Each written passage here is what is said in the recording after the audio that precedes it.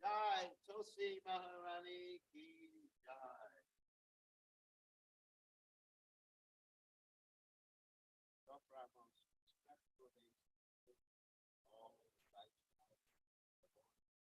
Just like desire to build desire to overcome, and they are full of compassion about all soul. Vanchita Bhattarugascha Kripa Sindhu Vyevacha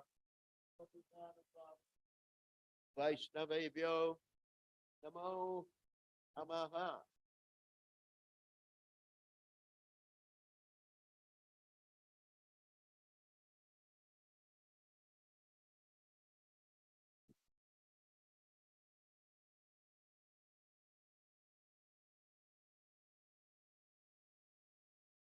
All right.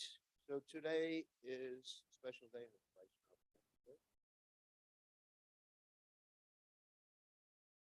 It's disappearance day of Srila Jayadev Goswami, who is considered to be actually the incarnation of music. Music, the incarnation of music and poetry. And we're going to talk a little bit about him. We may get to the Bhagavatam, but first we're going to chant the prayers to the departed Vaishnavas. Right?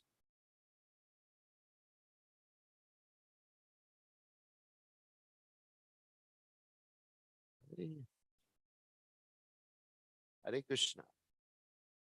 Gauranga.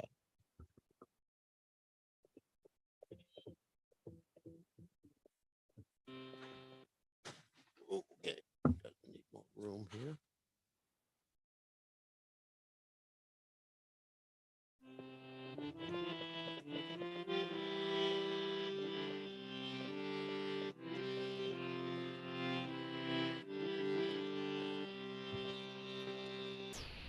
Whoops, slipping. Oh,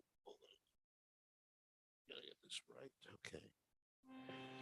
Jai Hanila Prema Jana Korana Prachu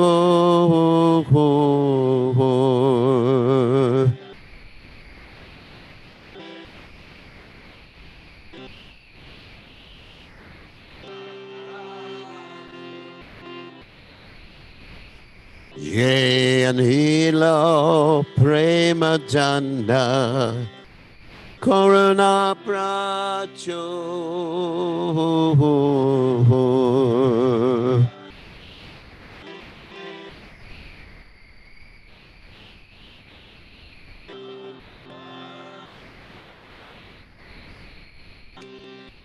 Hey no Prabhu Kota Kela Acharya Thakur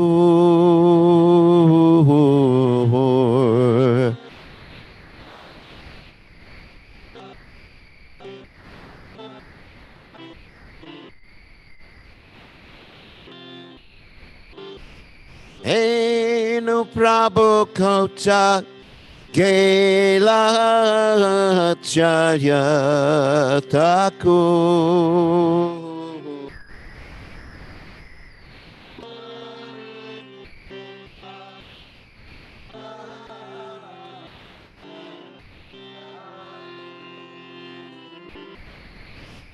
Kahamora Saruprupa Kasanatakan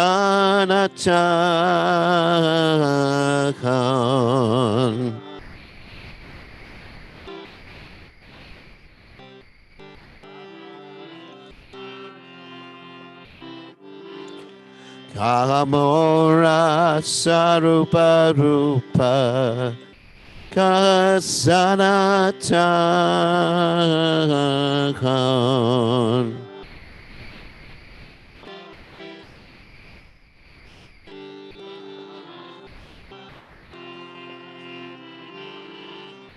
Kahadasa Raghunatha Patita Pavakan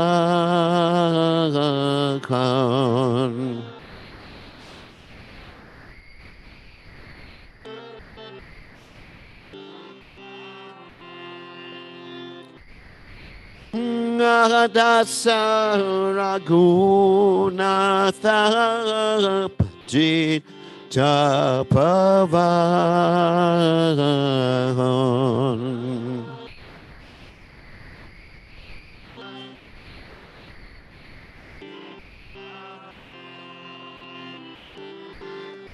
Kahamora Bhatta Juga Kakaviras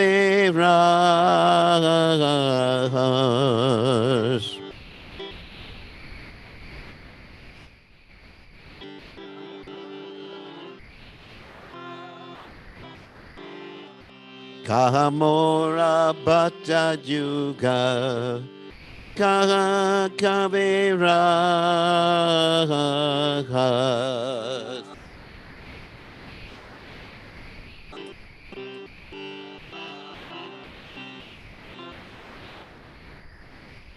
Ekakale Kotagela Koran Nataras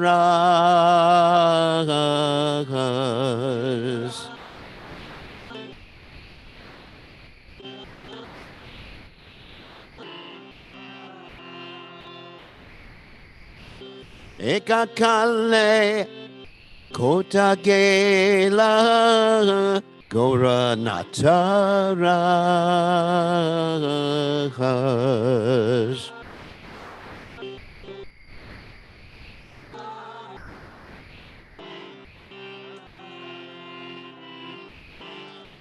Hashane Kutibo Mata Anale Pasibo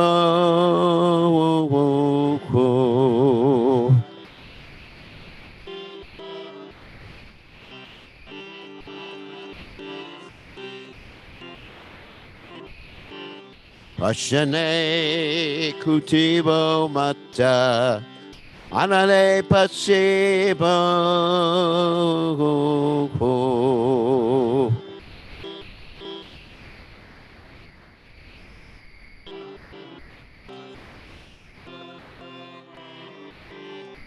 Goranga Gun Neranete Kotak Gele Papo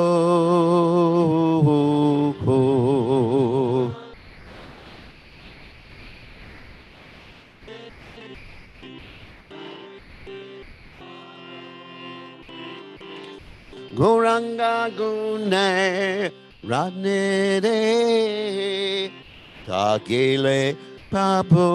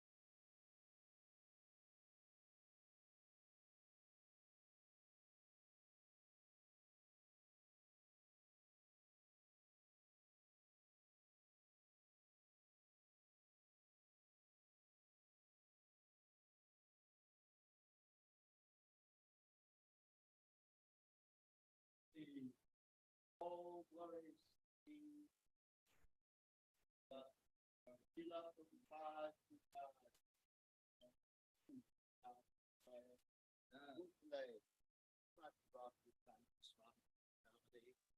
Namaste, Saraswati Devi. Vicharani Nivashesha Shunyavadi Paschacha Deja Tarane. Okay, so let's read the translation. He who brought the treasure of divine love and who was filled with compassion and mercy, where is such a personality as Srinivasacharya gone? Where are my Swarup Damodar and Rupa Goswami? Where is Sanatan? Where is Raghunath Das, the savior of the fallen? Where are my Raghunath Bhatta and Gopal Bhatta? And where is Krishna's Kaviraj? Where did Lord Gauranga, the great dancer, suddenly go? I will smash my head against the rock and enter into the fire. Where will I find Lord Gauranga, the reservoir of all wonderful qualities? Being unable to obtain the association of Lord Gauranga, accompanied by all these devotees, in whose association he performed his pastimes, Narottama Das simply weeps. So, as I mentioned, today is the commemoration of the disappearance day of Jayadev Goswami, who is a great acharya, and I'm going to speak a little bit about him by Srila Prabhupada's mercy. So, Om Gana Timidandasya Gananjana Shalakaya Chakshur Unmiditam Yena Tasmai Shigurave Namaha.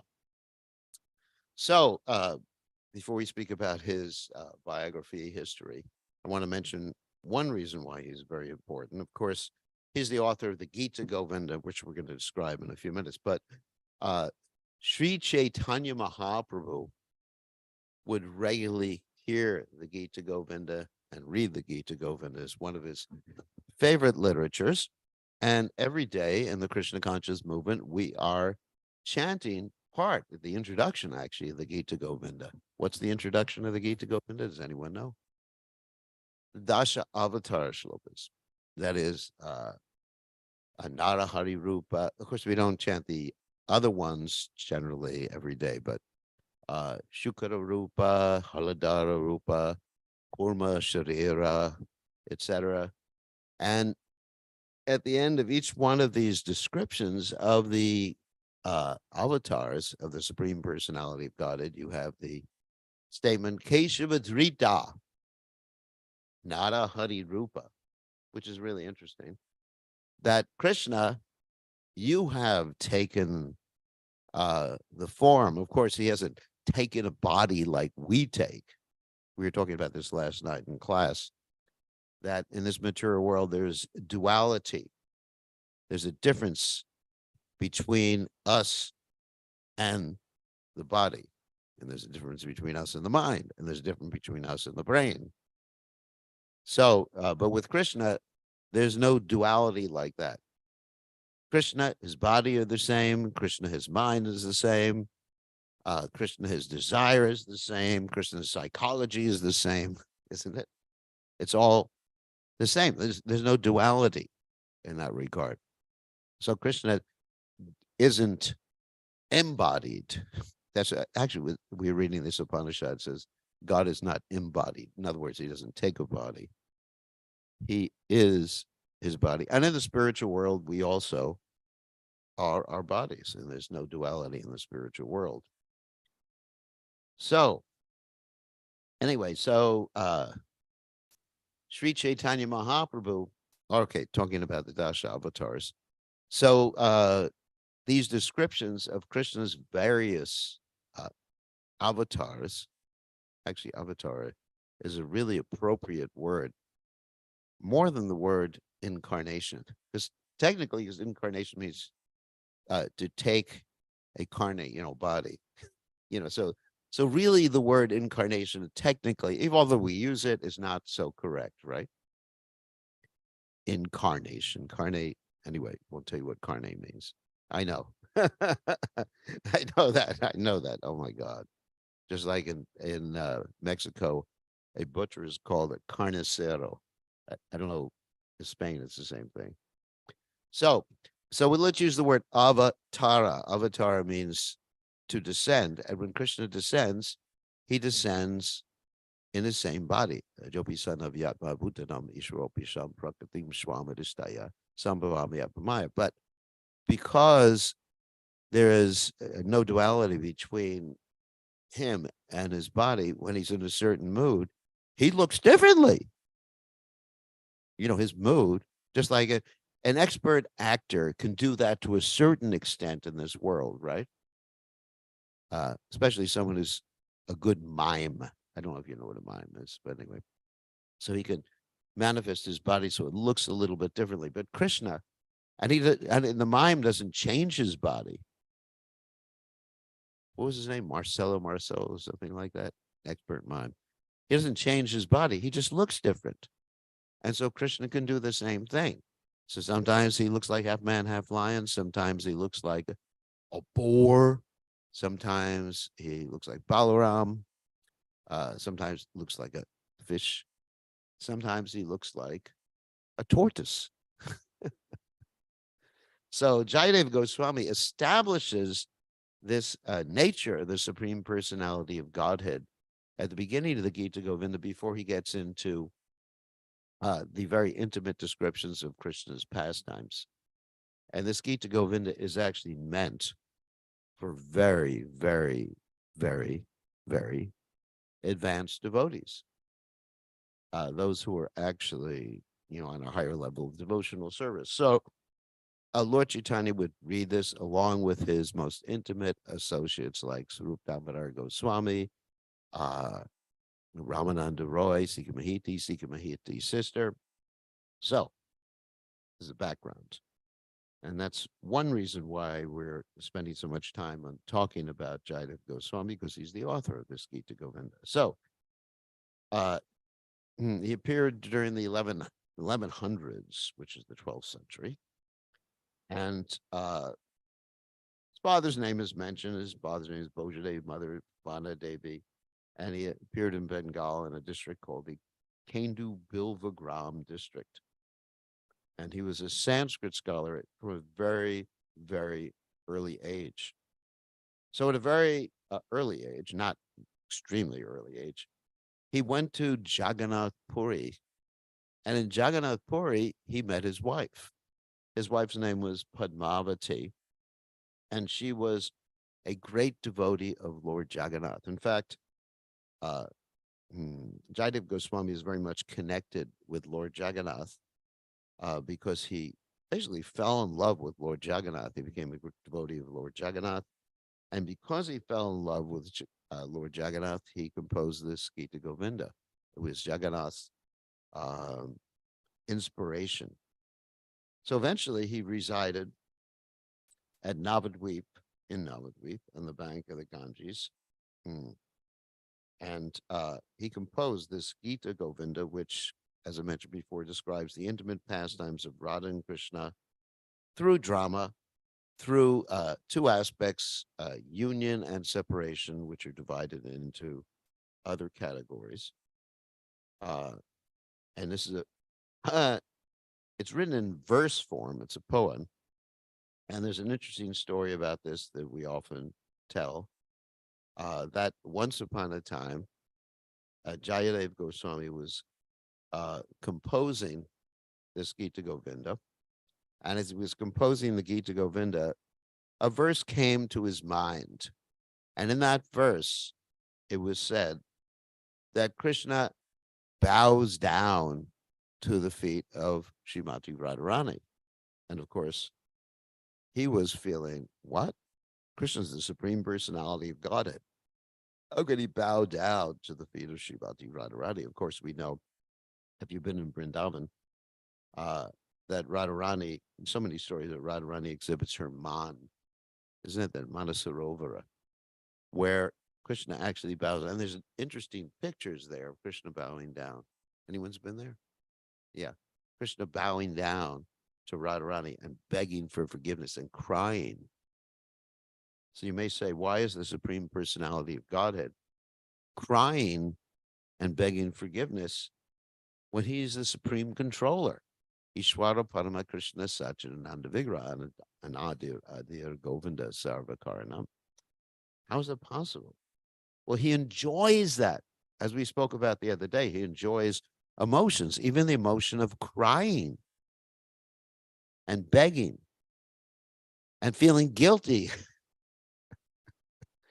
Just like all of us, we don't like feeling guilty. When I was young, my mother used this on me to make me feel guilty, to get me to do things. But Krishna enjoys that. He feels like, oh, I offended Radharani. I'm guilty. And so he enjoys incredible exchanges and manifestations and permutations of the different rasas. That's the nature of the Supreme Personality of God. And therefore, he's known as Rasa Raj, means the king of all rasas. The rasa means like tastes of relationships.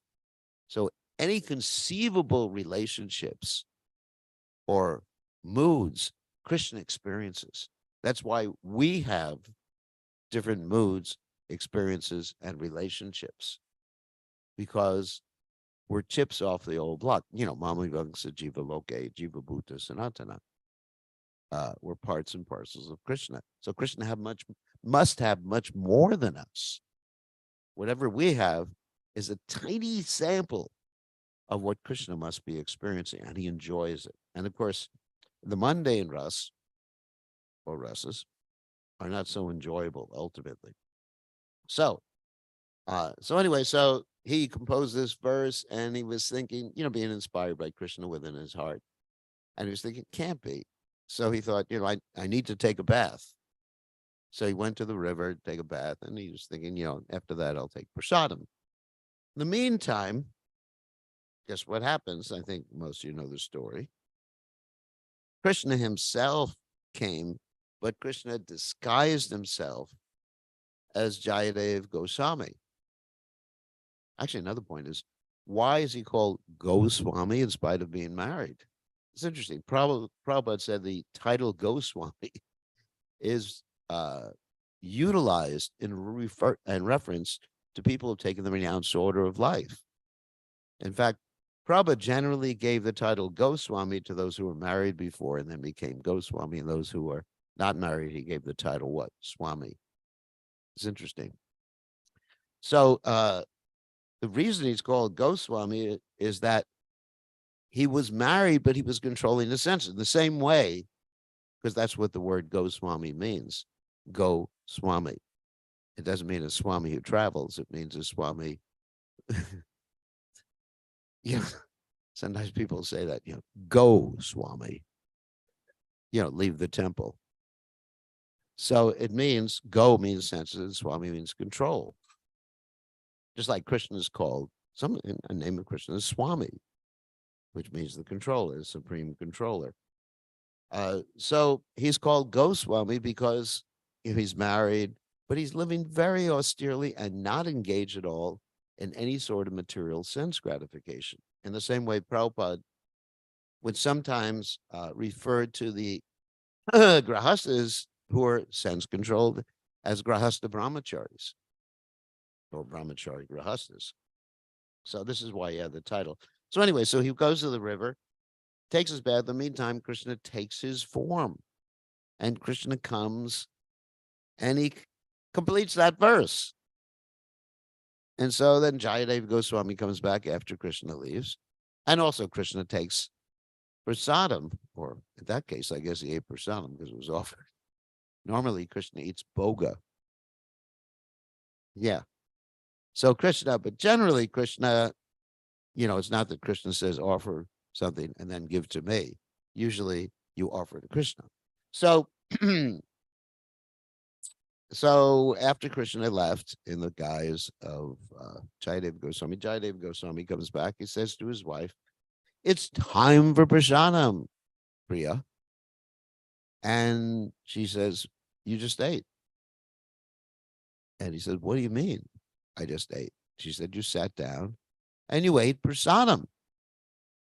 And he says, "What do you mean?" And she says, "Also, after that, you sat at your desk and you wrote something."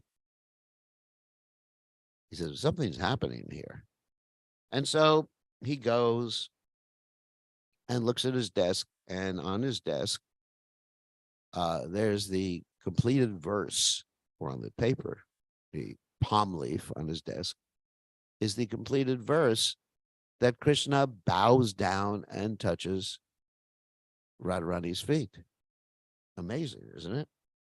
So, uh, Bhaktivinoda Thakur explains in his Navadvipta Mahatmya that in the heart of Jayadev Goswami, the mood of Chaitanya Mahaprabhu was awakened by Lord Chaitanya Mahaprabhu. Of course, this is before Lord Chaitanya Mahaprabhu. This is centuries before Lord Chaitanya Mahaprabhu appeared. Another book he composed, a very famous book, is called Chandra Loka. And his deities are Radha Madhava. And these deities of Radha Madhava are now worshipped in Jaipur. As I said, he's considered the incarnation of music and melody. And let's see what else. Oh, yeah. Here's an interesting story that occurred in Jagannath Puri. The king of Puri was named Gajapati. That means the master of elephants. Interesting. That's a general name, a generic name for the king of Puri. And he was very envious of Jayadev Goswami. So he thought, I can compose a better book than the Gita Govinda. So his book was called the Abhinava Gita Govinda. And even the king's own Brahmins and assistants, they ridiculed the king. Somehow they got away with it. They compared his Gita Govinda to the Gita Govinda of Jayadev Goswami. They said, your Gita Govinda is just like a little candle compared to the sun of Jayadev Goswami's Gita Govinda. And the king was very determined. He said there's going to be a controversy between both of our Gita Govindas, so we'll let Lord Jagannath decide the controversy. So what they did is they placed both manuscripts before Lord Jagannath at night while they, when they put the deities to rest. In the morning, when they opened the curtains or woke up the deities, they found Jayadev Goswami's Gita Govinda clasped to the deity's chest. And the king's Gita Govinda was just like ripped up and all over the place. So Jayadev Goswami's fame at that point spread all over India. That was actually Krishna's plan. Krishna utilized this envious king to glorify Jayadev Goswami. You see sometimes that even when the demons criticize Krishna, the goddess of fortune, a goddess of learning, uses that criticism to glorify Krishna. So in the same way, the criticism that the king was trying to make against Jayadev Goswami's Gita Govinda became one of the causes of the Gita Govinda becoming famous all over India. And eventually the Gita Govinda was sung in every major temple and court. By the 15th century, and the Gita Govinda was translated and illustrated in every traditional style in India and Gujarat, in Hindi, Rajasthani, Punjabi. And there's a beautiful edition, the 1590 edition, on display at the Bombay Museum. And even Akbar, who was a Mughal Muslim, but was an admirer of the Gita Govinda, and he commissioned an illustrated manuscript in which you have, in the Mughal style, Radharani dressed in Mughal dress, which is actually quite interesting. Later on in life, Jayadev Goswami was the Pandit for the king Lakshma Sena. The words from the Gita Govinda are inscribed on the Jai Vijay gateway in the Jagannath Puri temple. Every night, as I described before, Lord Chaitanya is listen to the Gita Govinda. Srila Prabhupada himself said that Jayadev is counted as one of the Mahajanas. Of course, generally we hear about the 12 Dwadasa Mahajanas, and generally Jayadev is not listed in that list, but Srila Prabhupada said Jayadev Goswami is one of the Mahajanas. Mm.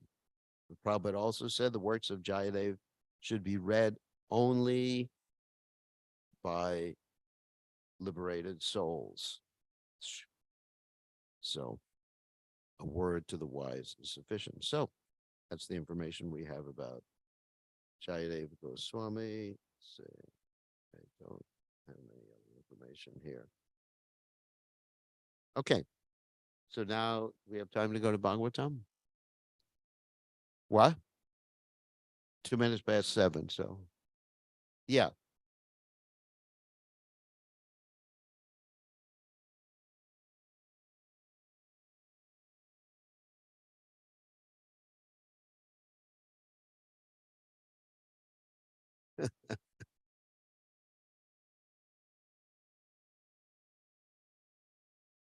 I know that. But that's what Prabhupada said. It's not the what I said about it. Prabhupada said, Lord Chaitanya Mahaprabhu only read the Gita Govinda with his most intimate associates. I know, but Lord Jagannath's transcendental.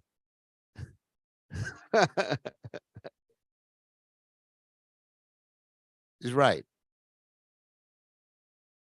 Yeah. So the problem is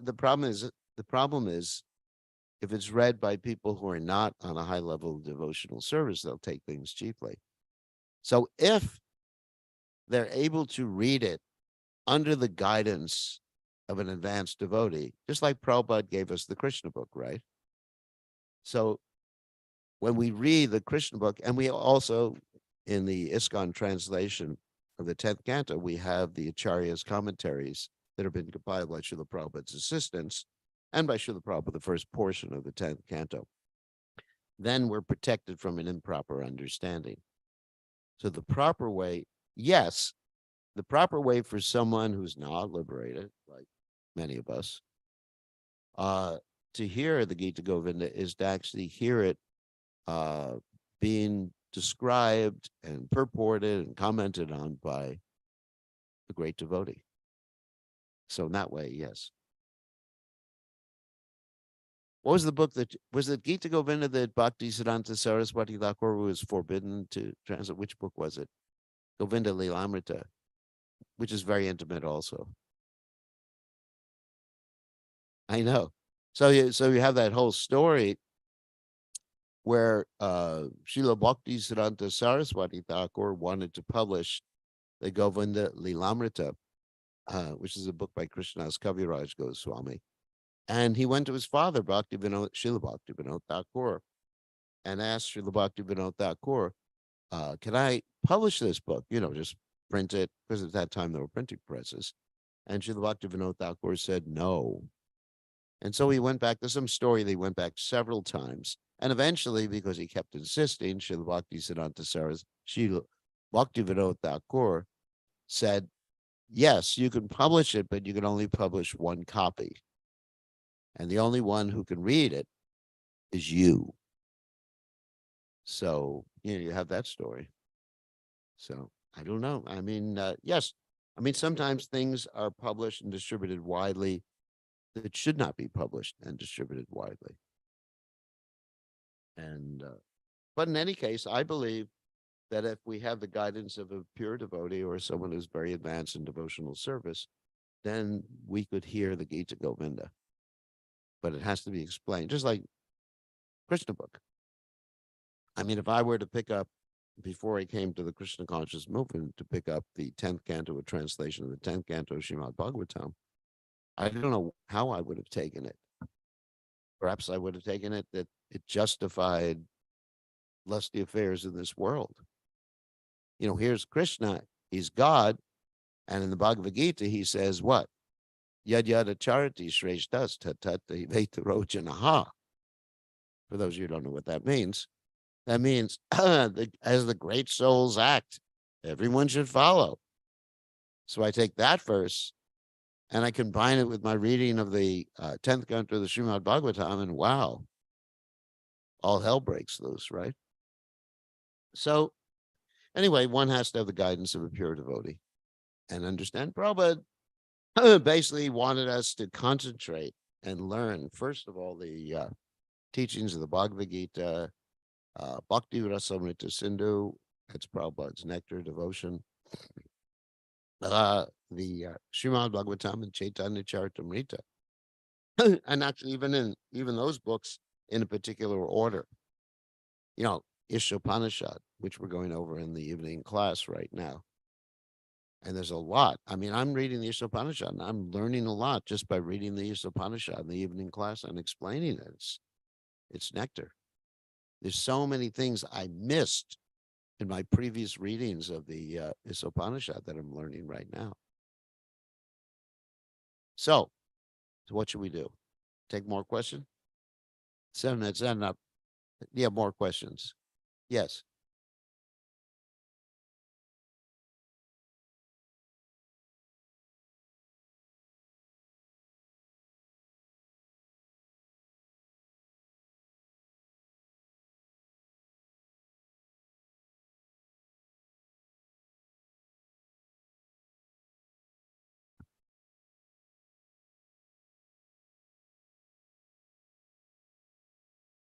Mm, That's a nice that's a nice story.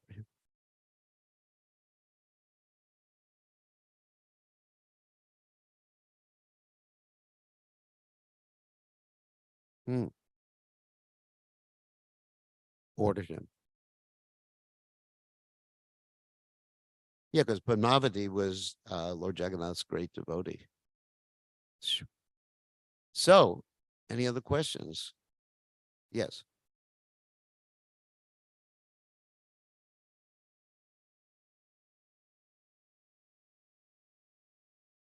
Yeah.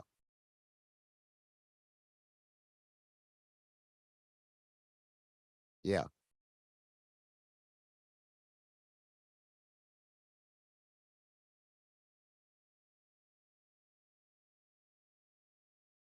Mm,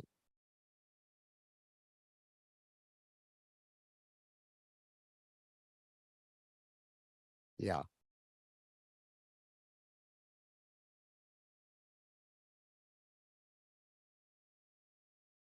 Right. But other than after that, no.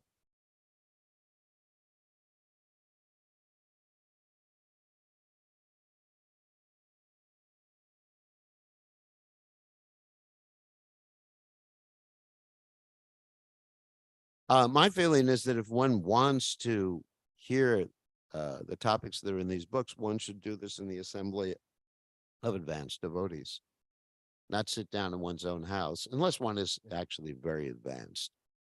Like Lord Chaitanya Mahaprabhu, he heard it with his associates.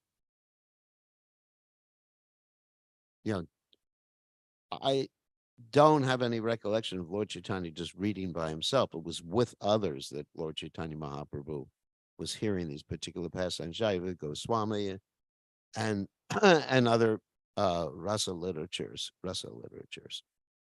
So that's my understanding. It's quite dangerous, especially well, not especially, but for a conditioned soul. Like Prabhupada said when he was asked even about portions of the Chaitanya Charitamrita that deal with very intimate pastimes between Radha and Krishna, and not he wasn't just asked about that. He had excuse me, some devotees were arguing with him that it's in your books. We're just reading your books. So what's wrong with reading your books about these intimate pastimes? And Prabhupada said his books are like a pharmacopoeia or a drugstore, in that there's different medicines available in the drugstore, but you have to be able to understand which medicine to take, being guided by an expert pharmacist. So we have to be guided insofar as which literatures are appropriate for us. And therefore, we need the association of devotees. Again and again, Prabhupada stressed the importance of always remaining in the association of devotees and how the association of devotees protects us. Prabhupada gave the example, of course, of the sticks the bundle of sticks. If you have a bundle of sticks, we used to have this game called pickup sticks. Ever hear about that before? And it was a bundle, and if you tried to break it, you couldn't break it. And when I had one stick, I usually break the sticks anyway. I was a very precocious kid. So anyway, so if you have one stick, it's easy to break. So in the same way, if we leave the association of devotees and we try to do things outside of the association of devotees, then there's a tendency to deviate. And even I experience that when I'm reading by myself, it's not as much realization as when I'm teaching a particular literature. I could read the Upanishad right now, and I don't get as much as when I give my class in the evening on the Upanishad. I learn a lot more. I unpack a lot more. So, satam pasangam mama virya samvado bhavanti vritkarna prasayana kata tajoshana dashu apavarga vartmani shraddha vitir bhakti anukramishati. Lord Kapila Dev describes this process in the third canto of Srimad Bhagavatam. He says, Satang prasangam mama virya samvado, that the devotees should meet together. Prasangam mama virya samvado, to hear about Krishna's heroic, amazing activities. Bhavanti Rit Karna Rasayana Kata. In that way, what? The transcendental medicine, which is Krishna Kata, will go from the ear to the heart. Rit Karna. Rasayana Kata. It's very tasty medicine, not just ordinary castor oil. Rasayana Kata Tajoshana Ashu Apavarga Vartmani. In this way, you will proceed on the path of liberation and go through the different stages one by one. Shraddha Bhaktir Anukrameshati. From Shraddha, Ado Shraddha Tata Sarvasanga, Ratir. And then you get a taste, and then after that, what? You get Bhakti. Anukramishati, they follow one after the other. So this is our process, and I'm discovering this when giving my class. I look very much forward to my class at night, even though a lot of the classes, especially with Krishna book, are just reading. And of course, with this Upanishad, we're going much slower. We're explaining different things. I get a lot more with the devotees than just reading on my own. So is that all right? That's really important. And what? Yeah. Satatam kirti antamam yantantas cha dradavrata namashantash namam bhaktya nichit upasita.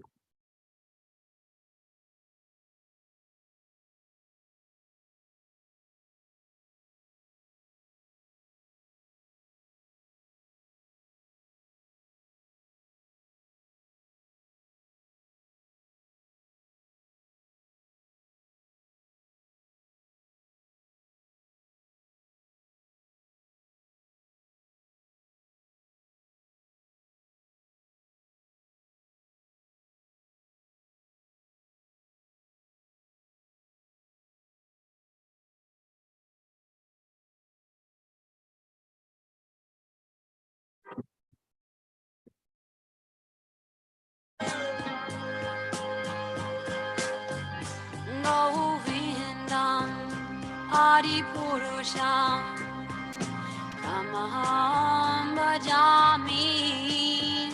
Govindam Adipurusham Tamaham Bhajami.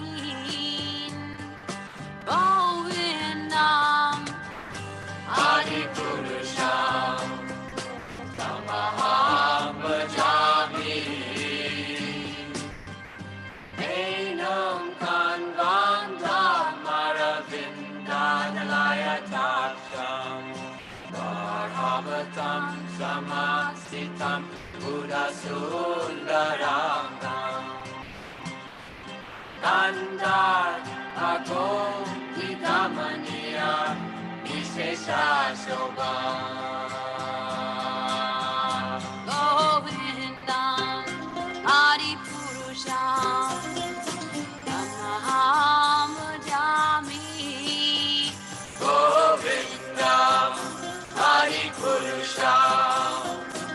Namaham Bhajami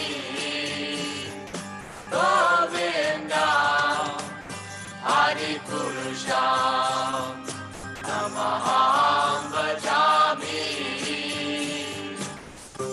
Andani Yasta Sakalem Priya Priti Manti Vasyanti Panti Kayanti Niraganti Ananda Chinmaya Sadhu Jala Vigrahasya Govinda Adi Purusham Namaham Bhajami Govinda Hari Purusham Namaham Bhajami Govinda Hari Purusham Namaham Bhajami Govinda Hari Purusham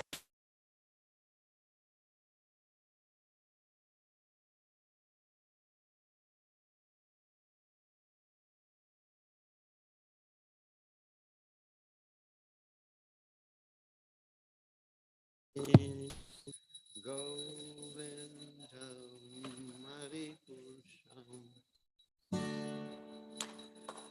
Namaham Vishnu Padaya Krishna Prasthaya Bhutale Srimate Bhakti Vedanta Samaniti Namine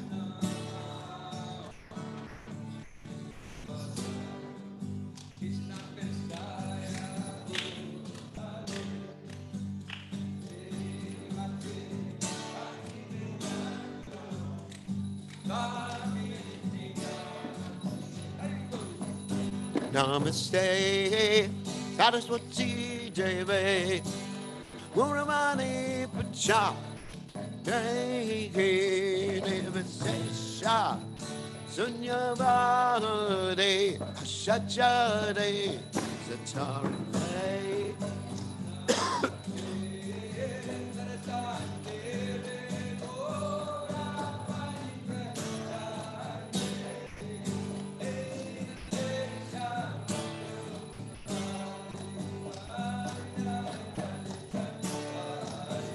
Jaya Shri Krishna Chaitanya Prabhu Nanda Shidwaita Gadada Shiva Sadi Gaur Bhakta Vrinda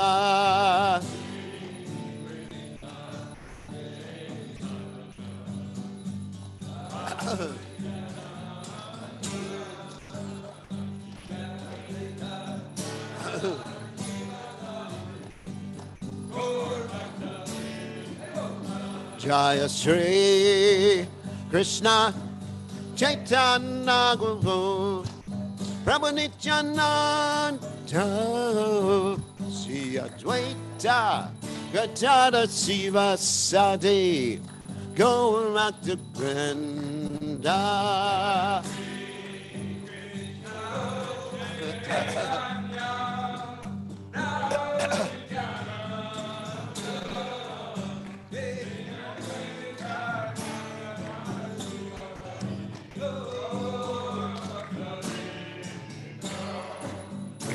Hare Krishna, Hare Krishna, Krishna Krishna, Hare Hare, Hare Rama, Hare Rama, Rama Rama, Hare Hare.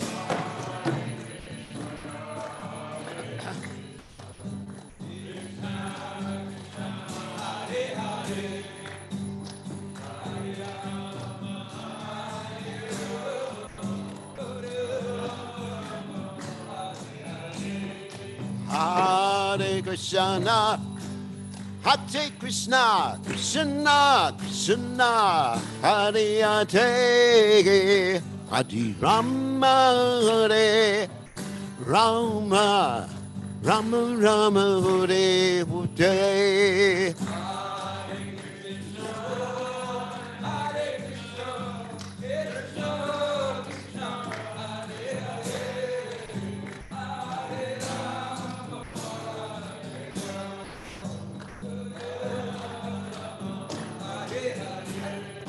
Hare Krishna, Hare Krishna, Krishna Krishna, Hare Hare, Hare Rama, Hare Rama, Rama Rama, Hare Hare.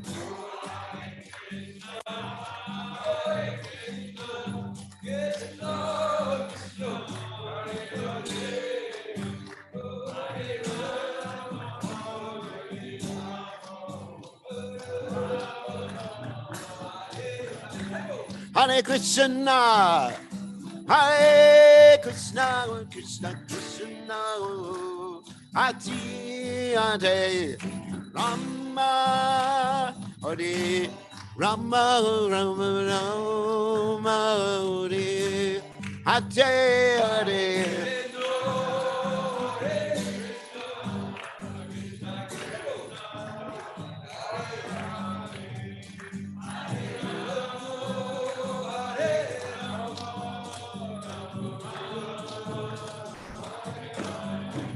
Hare Krishna, Hare Krishna, Krishna Krishna, Hare Hare Hare, Rama, Hare Rama, Rama Rama, Hare Hare Hare.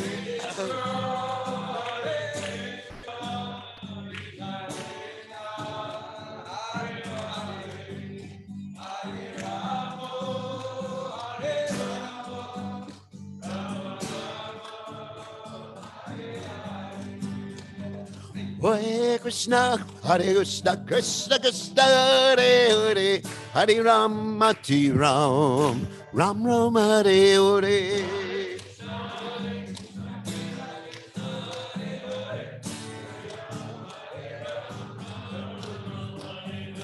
Hare Krishna, Hare Krishna, Krishna Krishna, Hare Hare, Hare Ram, Hare Ram, Ram Ram, Hare Hare.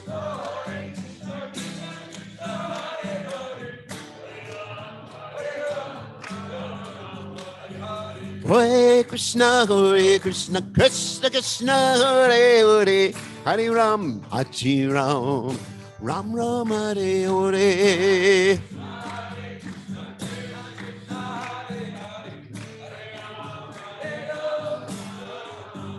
Jai Radha, looking on Radha, looking on Radha.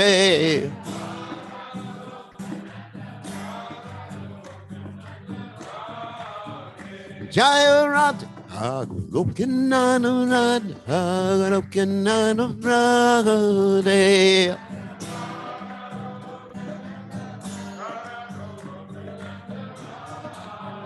Jai Radha, Radhe, Radhe, Radhe.